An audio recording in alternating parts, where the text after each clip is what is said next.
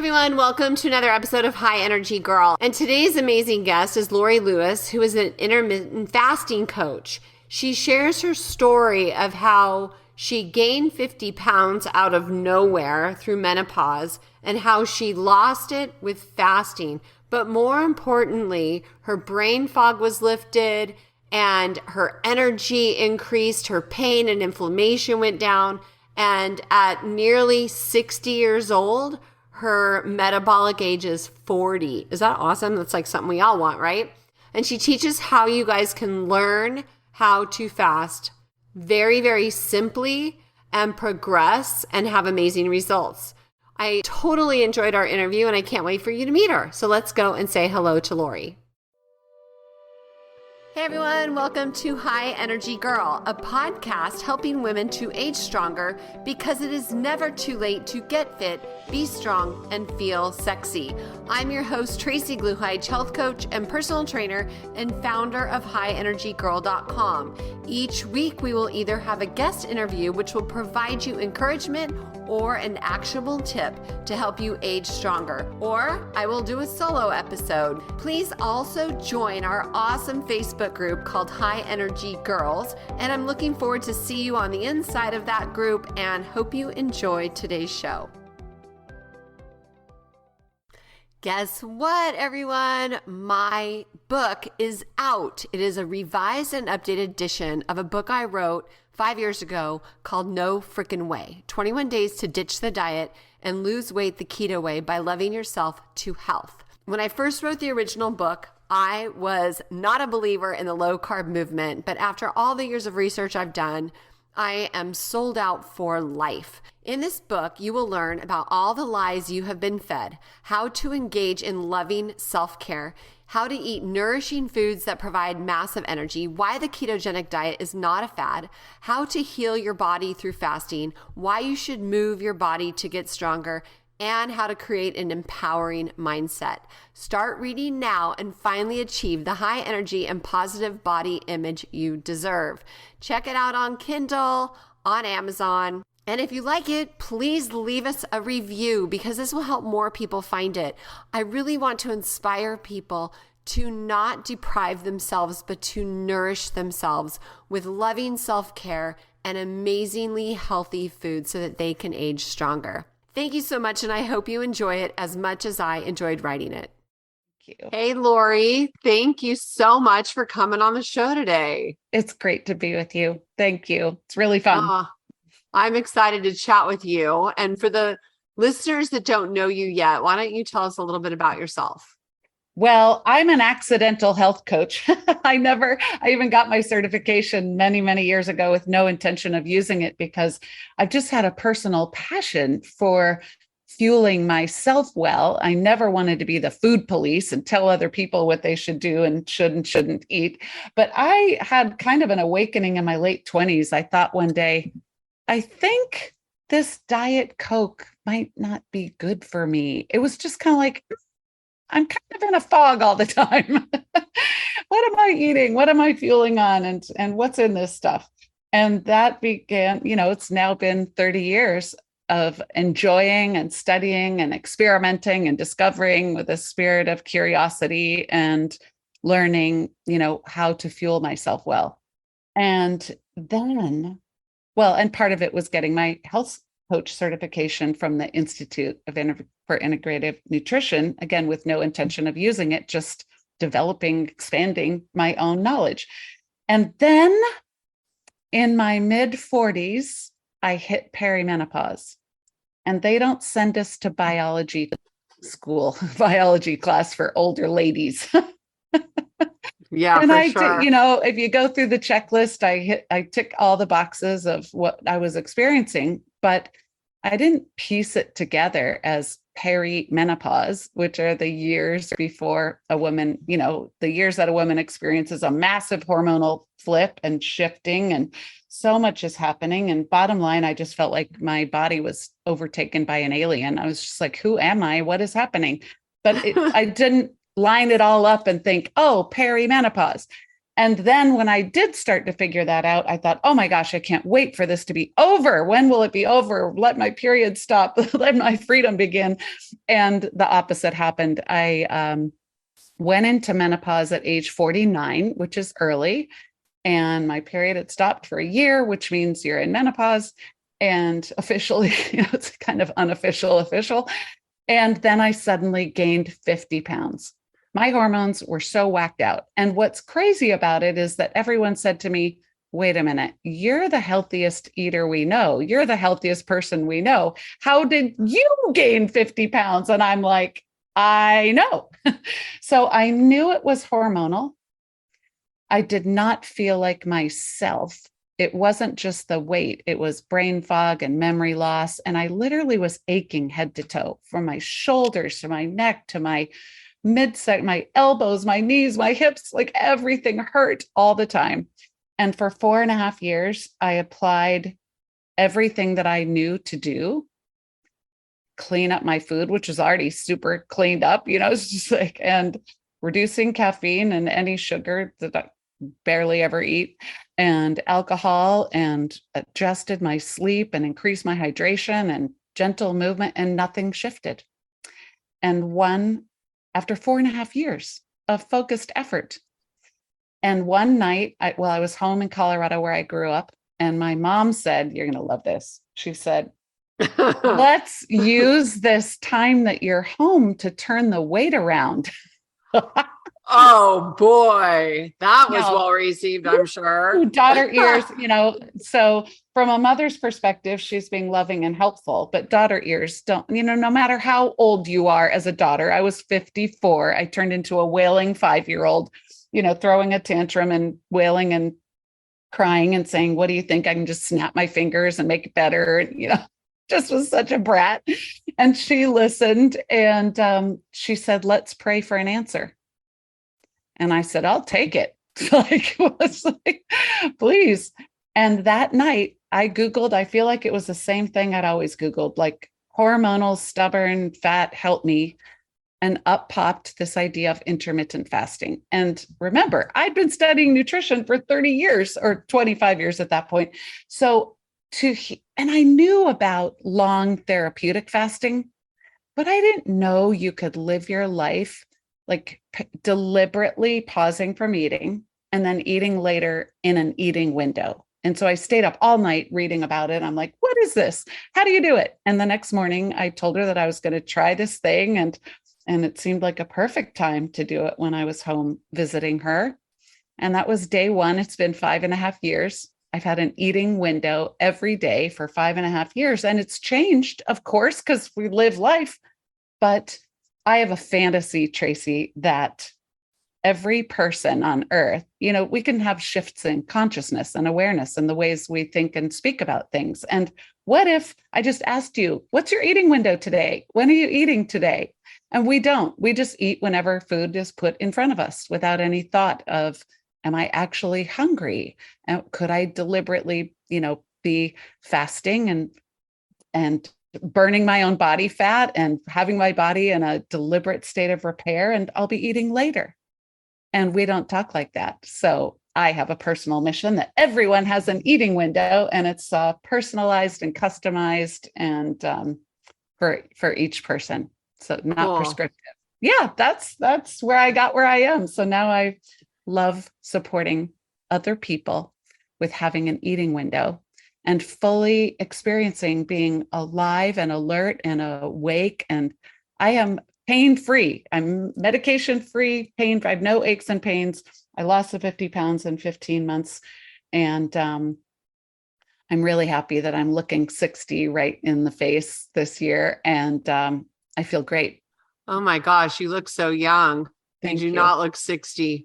So I have lots of questions. Okay. So obviously, I mean, I do intermittent fasting as well.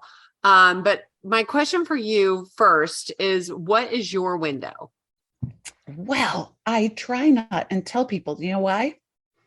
People always want to do what the guru does or what the coach does or what the teacher does because somehow people deduce that whatever that person is doing must be the best way.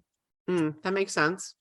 And it's so different for all of us. So I encourage people to start today. It's like, it's not like a diet. You and I can happily share how to start, but that each person discover for themselves, as I did, what your fasting groove is. What's your sweet spot? Where do you feel bright and sharp and energetic, and that your body is shifting into fat burning, that you're fat adapted, and that your lab work, your health numbers get better and better and better, and you're sleeping better and you feel awake and alert. Some people love an 8-hour eating window. Some people love having breakfast and a little lunch or a little dinner and close it by 3 or 4. Other people don't even open their eating window till 4 and have a 3, 4, 5-hour eating window and shut it down a little later. So some people have a 2-hour eating window.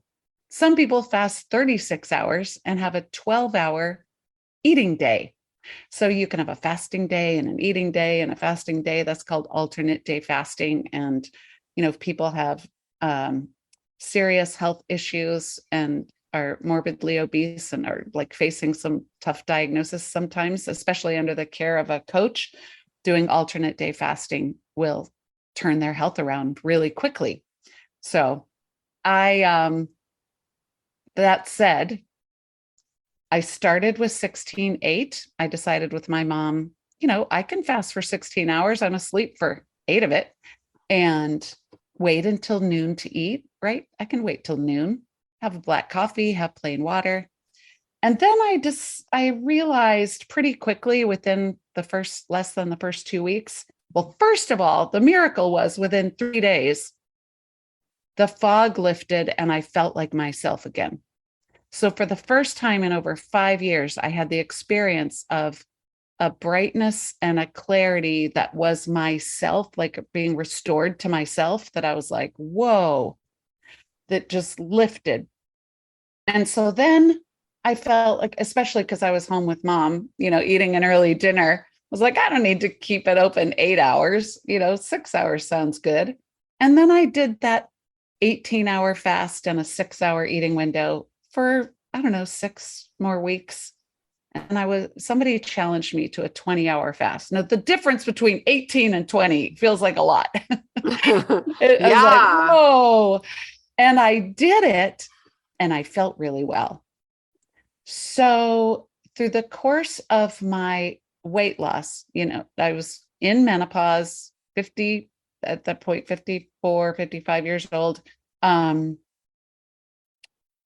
I stuck pretty much to a 20-hour fast and a 4-hour eating window, which was great. I mean, I'd open with a yummy, olives and cheese or hard-boiled egg or some avocado, and then I'd have my meal. And people were like, that doesn't seem like enough time to eat. I'm like, you should stick around and watch me eat, because I'm eating a lot of very delicious food. And so then I would do one long fast a week at some points during the 15 months. Like I would do a mealless Monday, or I would do one of those 36-hour water fast with a 12-hour, up day, eating day the next day. And then I had a 5-month stall on the scale. But during those 5 months with no movement on the scale, my body got 2 sizes smaller. People are like, how could that happen? It's because fasting builds muscle and bone density and reduces fat. And fat is like bigger and fluffier, and muscle and bone density are dense and smaller. And so I was shedding fat and building muscle and getting smaller, and the scale stayed the same. But to kind of boost that stall and move past it, I kind of needed to shake things up a bit. So I did 3.5 weeks of alternate day fasting, but that was 4 years ago. And so since then, my eating window is flexible, but I still feel really good, like well satisfied, well nourished with a 4-hour eating window. Mm-hmm. Yeah. Yeah. Yesterday I was on a project and I did not eat at all until dinner. So it was probably maybe a 2-hour, maybe a 1-hour window or whatever. Mm-hmm. But I'll tell you, as soon as I eat, like if I break my fast, I'm very intuitive eating. Mhm. So I don't have like a planned schedule, but I just try to listen to my body. But as soon as I break my fast, I feel like I'm hungrier the rest of the day. But That's before right. I break my fast, I'm not hungry. Well, that has to do with insulin and blood sugar. Yeah. And some Well, people, though, they feel like they eat a small amount after a long fast and they're immediately filled up. And so sometimes that's why you do need a little more time for hunger to rise again and eat more, eat a variety of nutrients, fat, protein, and carbohydrates. And then wait a little bit and see if hunger arises again or if you're actually satisfied. And I appreciate and agree with what you said about the timing being intuitive and your food choices and food quantity being intuitive. In the beginning, before a person is fat adapted and before appetite correction is kicked in and before you can actually hear what your body is telling you, it's really helpful for new intermittent fasters to get into a set schedule. mm-hmm. And we are more beholden to the clock in the beginning because it's like, no, I want those health benefits. I am determined. We have the unfortunate situation of being in a society where food is around us all the time. That's an uphill battle. And so if we can rely on the clock and be motivated by the clock in the beginning to establish the pattern and feel better and turn our health around and be in whatever normal weight feels good to your body, then it can be more intuitive. But in the beginning, the Right. clock is very helpful and motivating. Yeah. And they have that fasting app that's kind of cool. I can't remember what I used to have it. I don't need it anymore. Zero or the Life app. I like Zero. There was the Window app, which was great, but that's changed and it's not as great as it once was. But I like Zero. So I want to Yeah. hear though your story. So Laurie, you said that in 3 days, Mhm. your brain fog lifted. Why do you think that was? I think that it has to do with insulin and it has to do with blood sugar. It has to do with inflammation. And, inflammation and hyperinsulinemia are really the root causes of most of the metabolic dysfunction. And so to have my hormones, I feel like my hormones were delighted that, wow, we're getting in balance here. And people think that fasting is such a strain that it creates cortisol, high cortisol. And my experience is exactly the opposite, that if we can discover what that fasting groove is and where you feel so well, that isn't a stress on the body. I mean, exercise is a stress on the body, but you're not, exercising 24/7. So the fasting really is a similar stressor on the body to exercise. And we want to be doing it gently and focused and do it in a way that has us feeling better and better and better, as opposed to stressed out and having it be a hard push. So to answer your question, I think it had to do with insulin and blood sugar and hormones and inflammation. And definitely with inflammation, I mean, I would say that within 4 months, I had no more aches and pains. And within 4 months, my plantar fasciitis went away. So I had this debilitating, horrible pain that shoots up from the bottom of your feet, makes your head explode for about 10 years.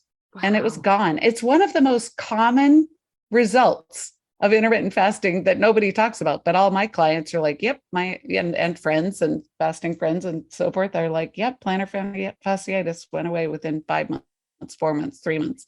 So the inflammation Wow. and the way it plays itself out in my life, as my normal experience of life. For example, I live in Portland, Oregon, but I grew up in Colorado, and I was a few years ago driving back and forth to Colorado quite a bit, not getting on airplanes.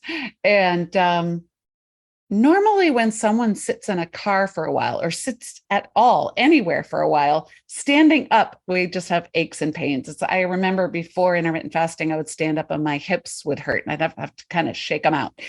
And I sat in that car by myself for 13 hours a day for 2 days in a row with no aches and pains. My wrists don't hurt. My shoulders don't hurt. My back, my bum, my knees, like my hips, like nothing hurts. I get out, I pump gas, I get back in the car, I drink plain water, drink a black coffee, get to my destination, sleep well, do it, repeat.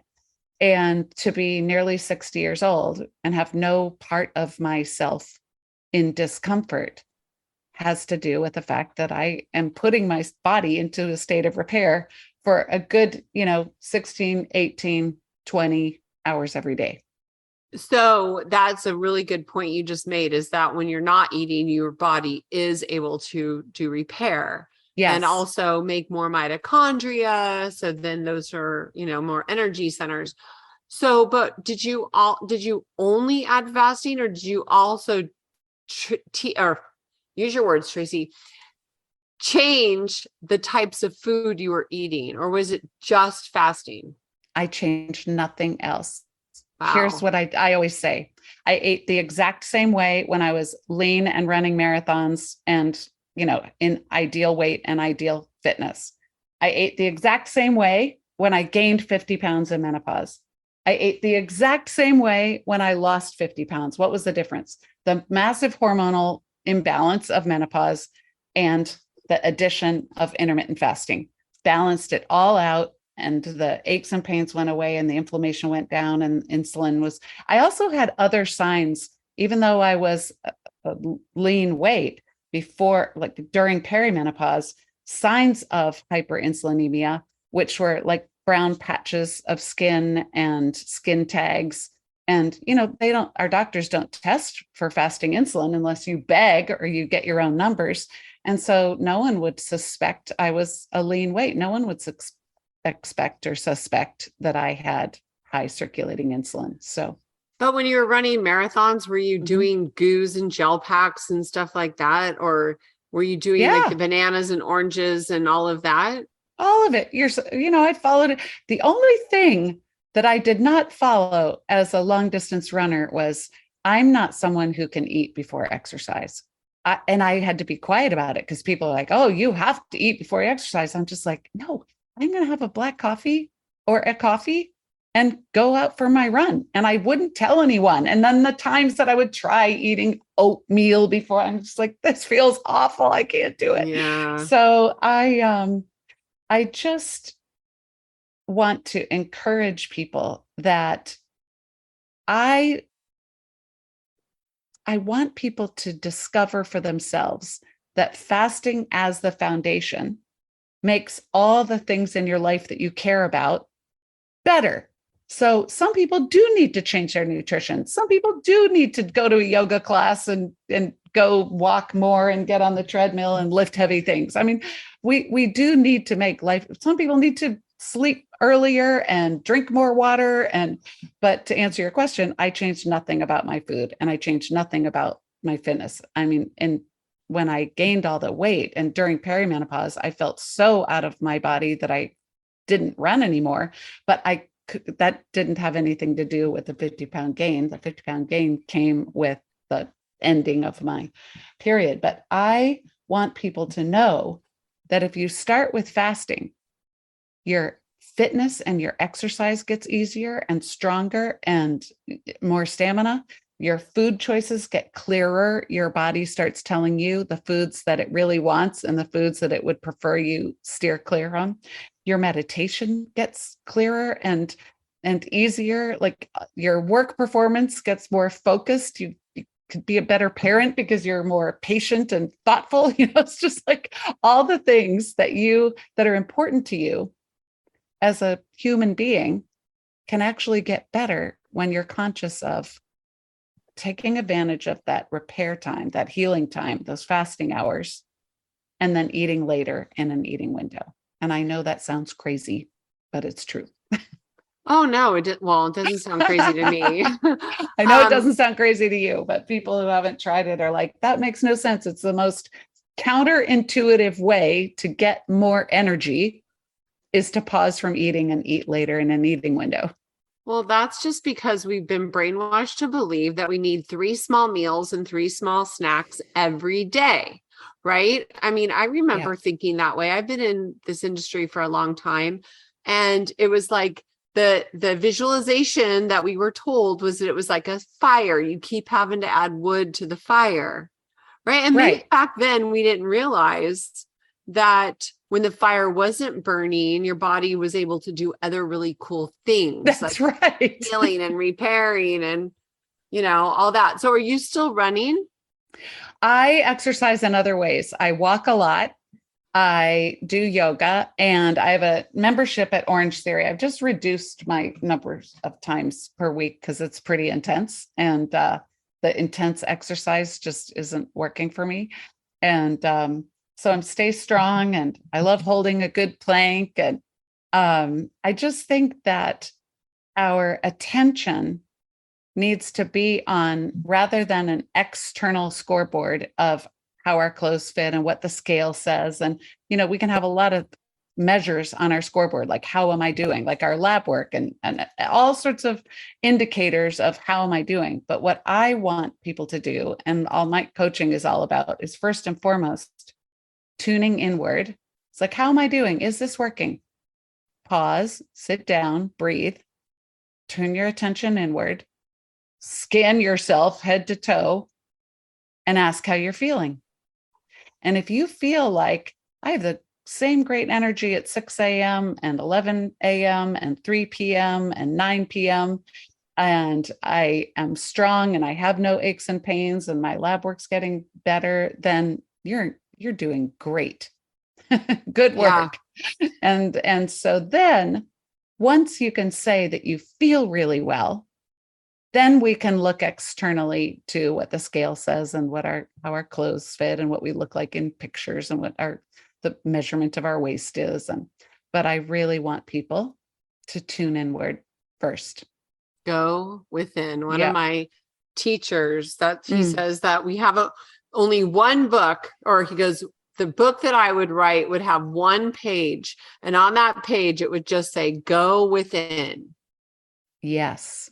And because I believe so much in the healing and the repair that fasting provides, I want to highlight that there's a reason that fasting is part of spiritual, religious meditation traditions, because it creates a quiet. I would say this is not a diet, it's a quiet, and things get clear and quiet, and there's more space in our thinking for creative, peaceful thoughts. And it allows the opportunity, as you said, to go within, to turn inward. In the beginning of intermittent fasting, people often say, just listen to your body. It's like, in the beginning, you can't listen to your body. You can't discern. There's too much noise of constant eating. And so we need to get into that deep repair state. You did mention the mitochondria, which I appreciate. And that reminded me that last winter, I had a whole battery of tests done, testing my cellular health and the strength of the mitochondria and the amount of oxygen in my cells. And so the results came back that my biological age is 40. So I'm about 20 years younger in my biological age than my chronological age. And that has to do with my cellular health. And the doctor looked at she came back in and she looked at the clipboard and she looked up at me and she's like, "Are you an intermittent faster?" I'm like, "Yes, ma'am." She said, "Well, I can tell," because she said, "How many hours fasted are you right now?" And I said, "About 13 hours. And she said, "You're 100% burning fat." Like, look, she goes, "Look at these numbers. Like every 8 seconds, it took a reading. And I'm burning no other fuel source than fat at 13 hours fasted." So that's awesome. I need to find a exciting. doctor like that. I mean, you mentioned Diet Coke earlier. A long time ago, I had a doctor and she was kind of new to the area. So I thought, well, I'll try her. I'm always looking for somebody. I haven't ever found the right one. And I saw her drinking a Diet Coke. I'm like, well, you're not the right one. I'm like, okay, bye-bye. It's pretty But basic. I would love to find a doctor that would be able to do all of those types of tests. They're not Well, this easy. was at a really special resort, if you will. I hesitate to call it a resort, in Costa Rica called Blue Spirit. And it's the same founder that started the Omega Institute in New York. And they have a longevity center. and I signed right up because I wanted to know those numbers. In fact, you might think this sounds super woo-woo, Tracy, but Oh, I'm woo-woo. I had this feeling that I didn't know how healthy I actually was. The thought came in, it's like, I think I'm healthy, but how do I actually know? And so I said, I feel like it was out loud. I don't know why I'd be talking to myself. I don't normally, but it was such a strong thought that it seems like it might have been out loud. It's like, I want to know how healthy I actually am. It's like I just sent it off in a loud, bold voice. And within 24 hours, I found out that Blue Spirit had this longevity center and the exact kind of machines that I would want to identify how healthy I actually am. And then the results came back pretty awesome. That's so fun. Yeah. I'm going to have to check that out. Yeah. Okay. So for the listeners that have never tried intermittent fasting, will you please tell them how they can get started? Yes. And I'm going to let's include the people who say they've tried it, but it either, air quotes, hasn't worked for them, or they tried it and they never felt better, but they haven't quite gotten back to it again. So here's how you start. Decide today, and yes, today, what time you're going to close your eating window. And what that means is, so I subscribe to the clean fast, which means the fasting hours are for fasting and the eating window is for eating and flavored drinks and so forth. So why not purposefully put your body into a complete state of repair, digestive rest, hormonal balancing, deep cellular repair of autophagy, like have it all. And mostly you can find anything on the internet that'll give you permission to have a little bit of this and a little bit of that. It's like, no, come on, people, like get everything you came for and then eat the yummy foods, have the flavor party later in your eating window. So today you decide, what time am I closing my eating window? And after that, you drink plain water and you go to bed and you wake up tomorrow and you drink plain water. And if you like coffee, you have a black coffee. If you like tea, you have a plain bitter black or green tea.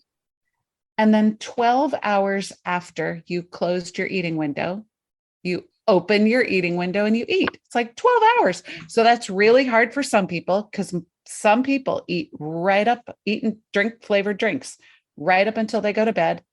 And from the minute they wake up, eating or drinking flavored drinks, and especially candy coffee, as I like to call it.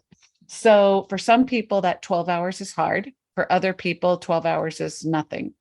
So wherever you think you fall in there, you want to aim for 12. And if 12 is easy, make it 13, make it 14. And then over the course of, I don't know, a week to 10 days, you want to gradually increase it to 16 hours.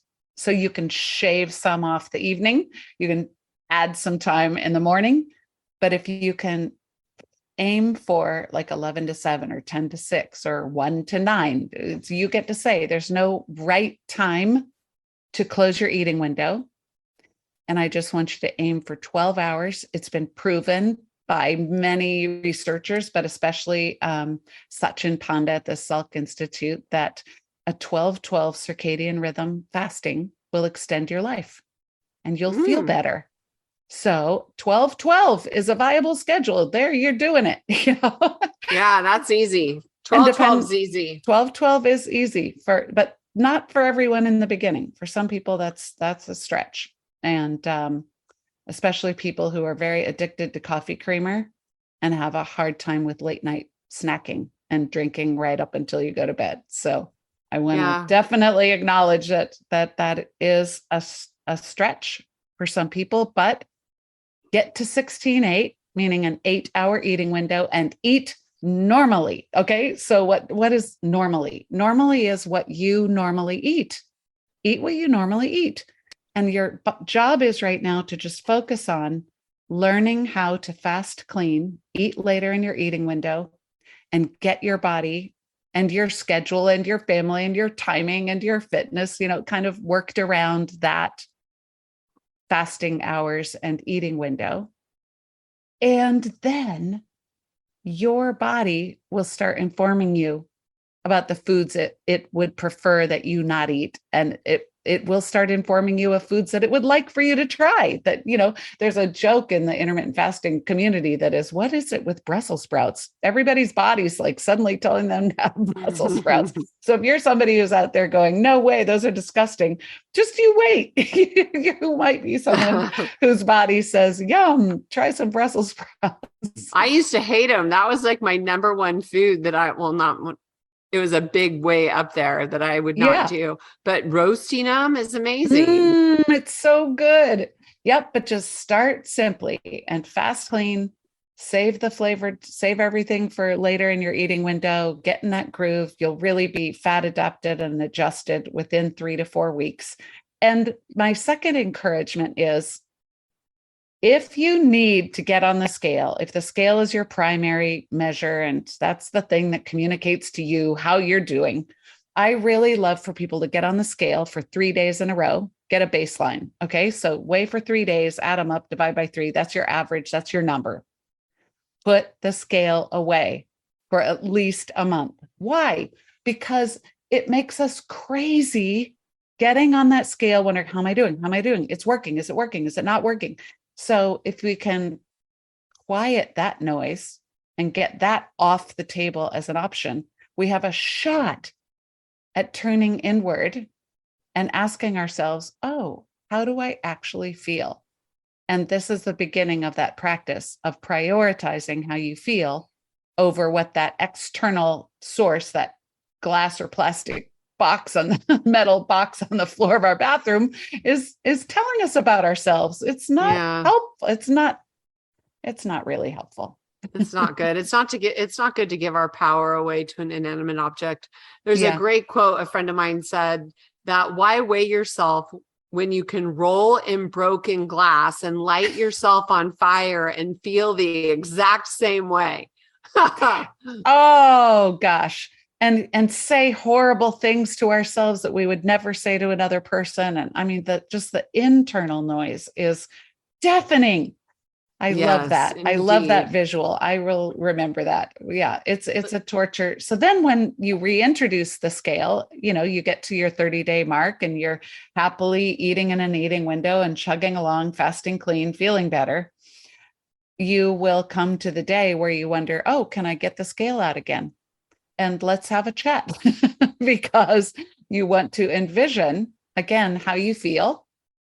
And what if the number does or does not reflect how well you feel? Like, what's your expectation and what's that going to say about you? And what noise, is it going to resuscitate that we don't really want? So well said. Really simple. There are 2 parts to every day: clean fasting hours and the eating window.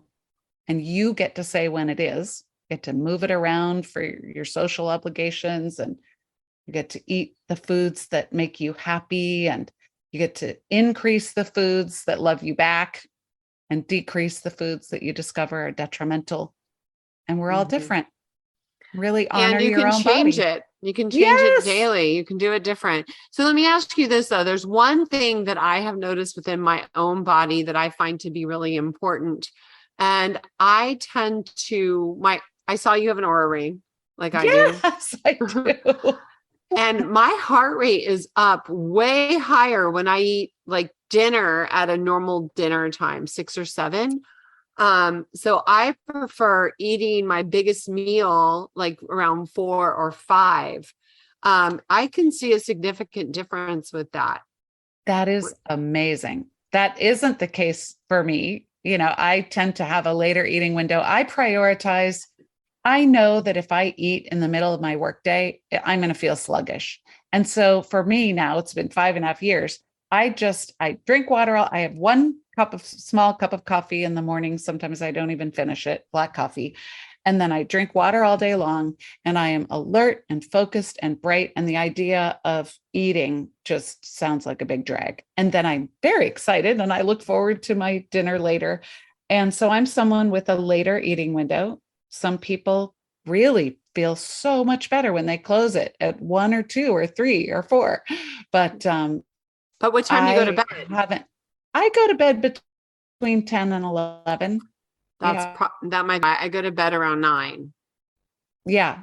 I should. I've tried for years to shift my sleep and it doesn't work for me. So I open my eating window, usually 3:30 or 4, and have about a 4-hour eating window, but I'm not beholden to the clock. I'm really, beholden to tuning into my own satiety and my body telling me, yep, I've had enough, or yep, have a little more. And then I close my eating window and start winding down with some good sleep hygiene and preparing a quiet, soothing environment, and reading and turning off the electronics and having a cold room. But I'm usually up 10:30, 11. What time do you wake up in the morning though? Maybe you sleep in later. Well, I don't. I normally wake up at 5:45 or 6. So I work hard to get it to be 7 hours. And what's your score? What's your score that you have? Today it was 90. Oh, that's good. 85 is like anything 85 and above is supposed to be great, right? Yep. Yeah. So after reading Matthew Walker's book, Why We Sleep, many years ago, I mean, that just beat into me this fear of getting less than 7 hours of sleep, which then you really need to be kind of in bed, thinking about sleep, thinking about turning the lights out, 8-hour range. And so, yeah, I'm just squeaking by around 7 hours. Well, you seem like you have lots of good energy, so Thank you. It's working for you, right? Yeah, it's so great. And I love the added feature now of the breath and the oxygen. What are they calling that on the Aura Ring? It's a new. Gosh, I haven't even noticed it. It's new. It was like 2 weeks ago. Do I have to upgrade? Oh yeah. You got to go into your app store and upgrade. It's the average oxygen saturation when you're sleeping. Really? Yeah. And you want it to be over 95%. It's a new category in the sleep section. Everybody get an Aura Ring. I am not a gadget person, and I have loved it's Aura, Oura, and I have really loved having it. And it's taught me to respect deep sleep more than I understood before. So, I probably stop eating 2 to 3 hours before lights out, which our body really needs. And I can see that my body gets all the deep sleep before 2 a.m. Mm-hmm. So if I go to bed at 1, it's still getting not very much before 2. It's like stops that brain scrubbing, that cleaning. And if digestion is in the way of that, that's a hindrance. But getting to bed at an early hour, but for me, 10 is early. I lived in New York for 25 years and didn't ever even eat dinner till 10. So it's a miracle that I get to bed between 10 and 11 now. Yeah. Well, I live on a farm. So my husband always laughs that I go to bed with the chickens. He's like, what happened to that party girl? Exactly. We traded rings on our 30th anniversary. So that's really significant for us. Yeah. So that. It's kind of fun. That's awesome. It really is fun. Yep. I'm a big fan of the Aura Ring.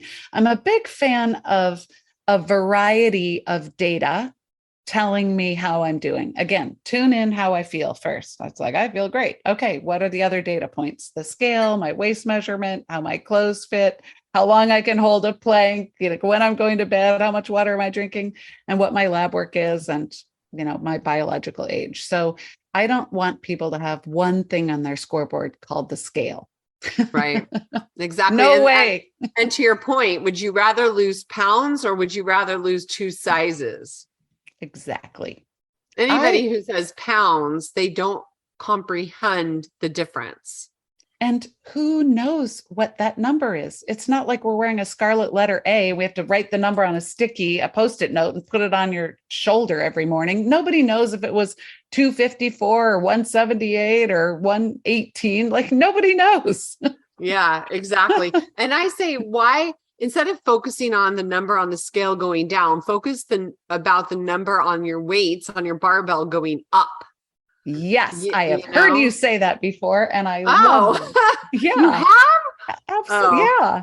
Yeah, I just want people to feel so good in their own skin as we're aging. Okay, so we're getting older. It's inevitable. We cannot reverse that. People really, really try to make themselves look better and reverse their aging. But, my hair has never been thicker. My nails grow in like a weed. I'm healthy head to toe and no aches and pains. And so I just want people to eat in an eating window, have it be a daily habit of fasting clean, and dig in and learn about the amazing and astonishing ways the body is healing and in repair and rooting out cancer cells when you're in a fasted state and balancing our hormones and enjoy that. I think one of the biggest surprises about intermittent fasting, once people have done it for a while, is that the fasting hours are as, if not more, pleasurable than the eating window. And we enjoy our food. I mean, high quality, yummy, nutritious, delicious food. And I certainly look forward to my meal and my snack and my meal every day. But the fasting hours is that's the time I really feel my best. Oh, I 100% agree with you. 100%. Yeah. I love it. And where can people find you? I'm at fastforwardwellness.com. My business is called Fast Forward, and I would love for people to download. There's a free checklist of how to start, just to make sure you're following it step by step. It's not complicated.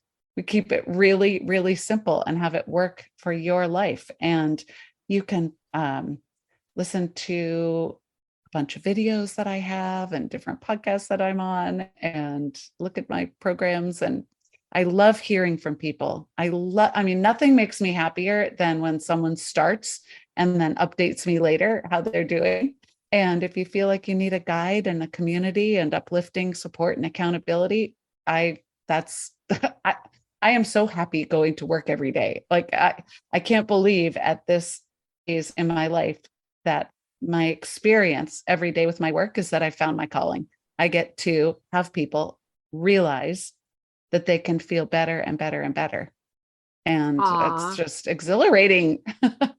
Yes, absolutely. I 100% love to hear that. You are just a spark of energy. And then last question, where on social media are you most active? If somebody wants to follow you on social, what's your favorite? Oh, Tracy, that's such you would think that would be an easy question. So I am on Instagram. I never post. I am on Facebook, and it's my personal Facebook page. So friend me. But I spend all my time coaching people, being in my membership group, supporting my people, and spending time having fun conversations on podcasts. And at the end of the day, when I open my eating window and go to sleep, I have no time for social media. So yes, I'm an old person. I'm going to be 60 years old. There are plenty of older people who love their social media involvement and presence, but I'm not on there. Yeah, I think it's funny. I really feel like our psyche is shifting a little bit.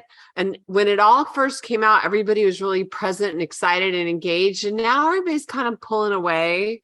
Yeah. And I'm with you. I feel like it's better. If you feel like you need to go surf it, I don't even know what it's called, Instagram, or spend time there. How about putting your device down and go outside and be with people, right? And hear birds chirping and look at the grass. I mean, it's just like, it sounds so simple, but these are the inputs that our human bodies have needed throughout all human history. And we need more time. It's David Sinclair, who's one of the world's leading longevity experts. He's like, human beings have survived by being cold and hungry. And he says the number one thing that people can do immediately right now today to live longer is to intermittent fast. And to feel better today is to intermittent fast. So yes, spend time with people, spend time with nature, take really good care of yourself, breathe. And, I have clients around the world, from Kuwait to South Africa and Uganda and Europe and the UK and the US and Japan and New Zealand and Australia. So, oh yeah, I wake up early and jump on. If it's nighttime where someone else is and it's early morning for me, we'll have our sessions. So it's really awesome. Yeah, I love every minute of it. Good, good, good. Well, Thank you, I just want to Tracy. thank you so much. You are just a bright, shiny star. And so you're beautiful. I can't believe you're going to be 60. Love your story. So I want to thank you so much for spending time with me today. And thank you. Your podcast is a gift. I mean, high energy girl. I mean, it's just like right up until, as you're just going to keep on blessing people's lives and keep up that good energy and spreading good cheer and good information. And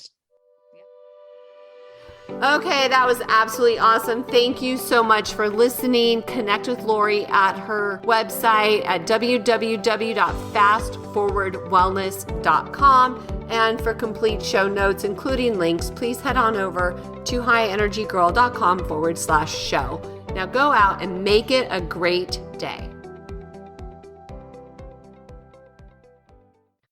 This podcast contains the opinion and thoughts of its host and guests. It is intended to provide helpful and informative material on the subjects covered. All statements made on the podcast have not been evaluated by the FDA and are not intended to diagnose, treat, cure, or prevent disease. If the listener requires professional assistance or advice, please contact your personal medical doctor.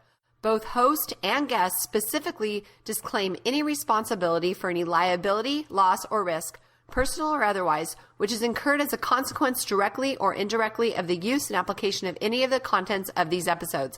Like I said, this is my opinion and I could be wrong.